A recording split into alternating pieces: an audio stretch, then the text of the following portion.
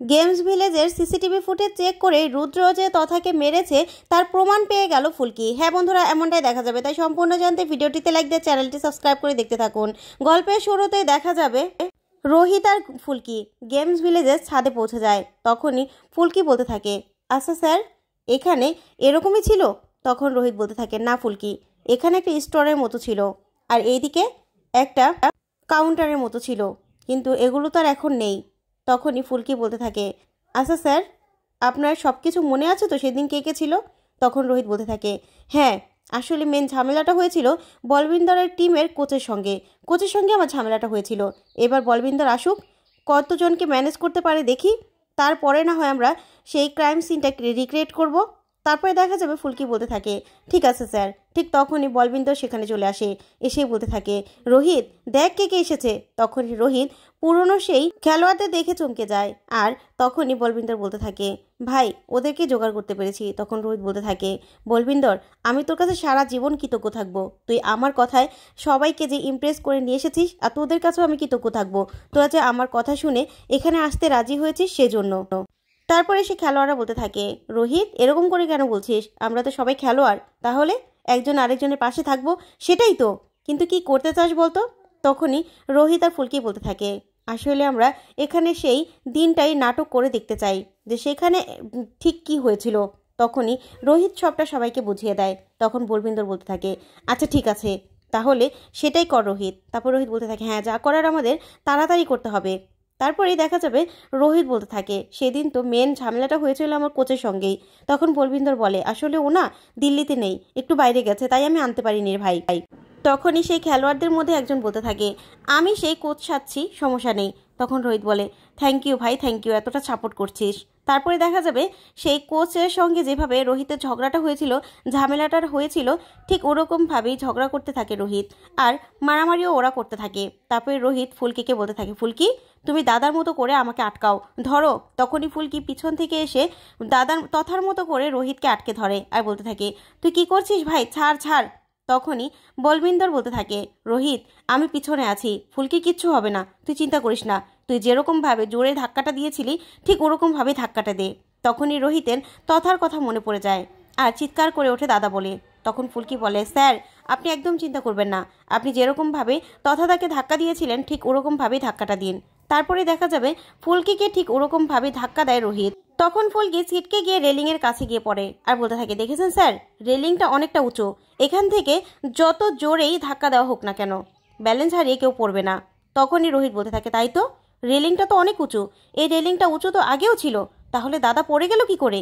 তখনই বাকি খেলোয়াড়রাও বলতে থাকে, হ্যাঁ রোহিত তাই তো, এই রেলিংটা তো অনেক উঁচু, তাহলে তো দাদা কি করে পড়ে গেল বলতো? তখন রোহিত বলতে থাকে, সেটাই তো।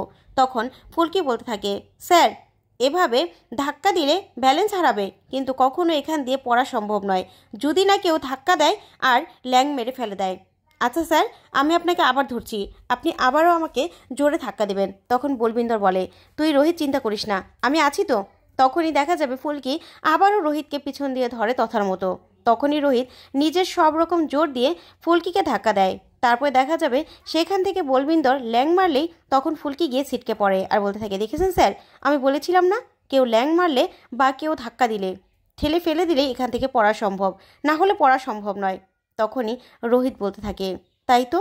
তারপর ফুলকি বলতে থাকে, আচ্ছা স্যার আপনাদের মনে আছে জামাইবাবু সেদিন কোথায় ছিল? তখনই বলবিন্দর বলতে থাকে, আমার মনে আছে, আমার মনে আছে, এখানে ছিল রোহিতের জামাইবাবু। যা শুনে ফুলকি বলতে থাকে, দেখেছেন স্যার ঈশিতা দিদি একদম ঠিক বলেছিল, জামাইবাবুই কিছু একটা করেছে। তখন রোহিত বলতে থাকে, ফুলকি তাহলে এই ক্রাইম সিন তৈরি করে আমরা যে এই নাটকটা সাজালাম সেটা দিয়ে তো আর কোনো কিছু প্রমাণ হবে না, কোর্টে কিছু প্রমাণ করা যাবে না, যার কারণে রুদ্রকে ধরাও যাবে না। তখন ফুলকি বলতে থাকে, স্যার আমাদের অন্য প্রমাণ জোগাড় করতে হবে। আচ্ছা এখানে সিসিটিভি ফুটেজ আছে না? তখন রোহিত বলে, আছে তো, কিন্তু এত বছর আগেরটা এই স্টোরে আছে নাকি সেটাও তো দেখতে হবে, নাকি অটোমেটিক ডিলিট হয়ে গেছে তাও তো জানি না। তখন বলবিন্দর বলতে থাকে, ভাই তুই সব ব্যবস্থা কর, যদি আরও কোনো কাজে দরকার পড়ে আমাদেরকে অবশ্যই ডাকবি। তখন রোহিত বলতে থাকে, ঠিক আছে ভাই, তোরা যে আমাকে এতটুকু হেল্প করলি তাতে অনেক। তারপরে দেখা যাবে রোহিত আর ফুলকি বাড়িতে যায়। তখনই রুমে গেলেই ফুলকি বলতে থাকে, স্যার একটু দাদাভাইকে ফোন করুন না, দাদাভাইকে ফোন করে সবটা বলি। তখন রোহিত বলতে থাকে, অংশুদা তো কোনো হেল্প করতে পারবে না ফুলকি। তখন ফুলকি বলতে থাকে, কোনো বুদ্ধি তো দিতে পারবে।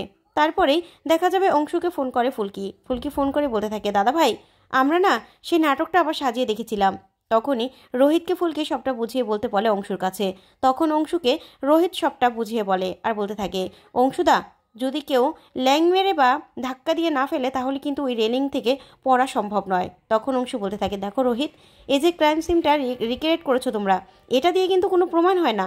এটা কল্পনাতে মানুষ একটা ক্রাইম সিন তৈরি করে, কিন্তু সেটা দিয়ে কাউকে ধরা কিন্তু সম্ভব নয়। তখন রোহিত বলে, আমি জানি অংশুদা, আমি জানি, তাই তো এখন কি করব বুঝতে পারছি না। তখন ফুলকি বলতে থাকে, আচ্ছা দাদা ভাই তুমি একটা বুদ্ধি দাও না, আমরা কি করব? তখনই অংশু বলতে থাকে, ফুলকি আর কি বুদ্ধি দেবো বলো তো? আগে দেখো তোমরা সিসিটিভি ফুটেজটা কালেক্ট করতে পারো কিনা, সিসিটিভি ফুটেজ আছে কিনা, তারপরে দেখা যাবে কি হয়। ঠিক আছে রোহিত? তারপর ফুলকি বলতে থাকে, দিন তো স্যার আমার কাছে ফোনটা। তারপরে ফুলকি ফোনটা নিয়ে বলতে থাকে, দাদা ভাই তোমাকে যেটা বলেছিলাম তুমি করেছো? দিদিকে গিফটটা দিয়েছো? তখনই অংশু বলতে থাকে, ফুলকি দিয়েছি তো, তবে ওই পাষাণ মনে ফুল ফুটবে কিনা জানি না, কি রিয়াকশন হবে জানি না। তারপরে ফুলকি বলতে থাকে, ঠিক আছে আমাকে জানাবে কিন্তু। তখন অংশু বলে, ঠিক আছে। তারপর রোহিত বলতে থাকে, কি ফুলকি একা একা দাদা ভাইয়ের সাথে কি বললে? তখন ফুলকি বলতে থাকে, সেটা আপনি বুঝবেন না স্যার। ওইদিকে দেখা যাবে অংশু নিজের ঘরে যায়। ঘরে গিয়ে লাইট অফ দেখে অংশু বলতে থাকে, কি ব্যাপার লাইটটা অফ কেন? তারপরেই দেখা যাবে পারমিতা সুন্দর একটা মিউজিকে সুন্দর করে অংশুর সাথে এসে নাচ করতে থাকে। একটা কেক এনে কেটে অংশুকে খাইয়ে দেয়। তারপরে দুজন একসাথে নাচ করলেই অংশু দেখে ইমপ্রেস হয়ে যায় পারমিতাকে। তখন পারমিতা বলে, কি মশাই সারপ্রাইজটা পছন্দ হয়েছে? এ তো ভালোবাসা দিবস নাকি আসছে, কেমন লাগলো তোমার? তখন অংশু বলতে থাকে, নিজেকে কেন লুকিয়ে রাখো বলো তো? তুমি তো একটা রোমান্টিক মানুষ, তাহলে কেন লুকিয়ে রাখো? তখন পারমিতা আর কিছুই বলে না। তারপর দেখা যাবে ওরা প্রেমের সাগরে ভেসে যায়। ওইদিকে দেখা যাবে রোহিত আর ফুলকি গেমস ভিলেজে সিসিটিভি রুমে যায়। তখন রুমে গেলেই রোহিত বলতে থাকে, স্যার আসবো? তখনই সিসিটিভির সেই সিকিউরিটি অফিসার বলতে থাকে, হ্যাঁ হ্যাঁ আসুন না।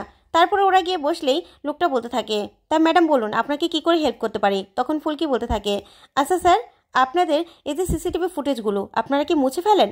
তখনই লোকটা বলতে থাকে, না না ম্যাডাম আমরা মুছে ফেলবো কেন, এগুলো সংরক্ষিত থাকে। যা শুনে ফুলকি খুশি হয়ে যায় আর বলতে থাকে, সত্যি সংরক্ষিত থাকে? স্যার সংরক্ষিত থাকে বলছে, তাহলে চলুন না আমরা এখনই দেখি।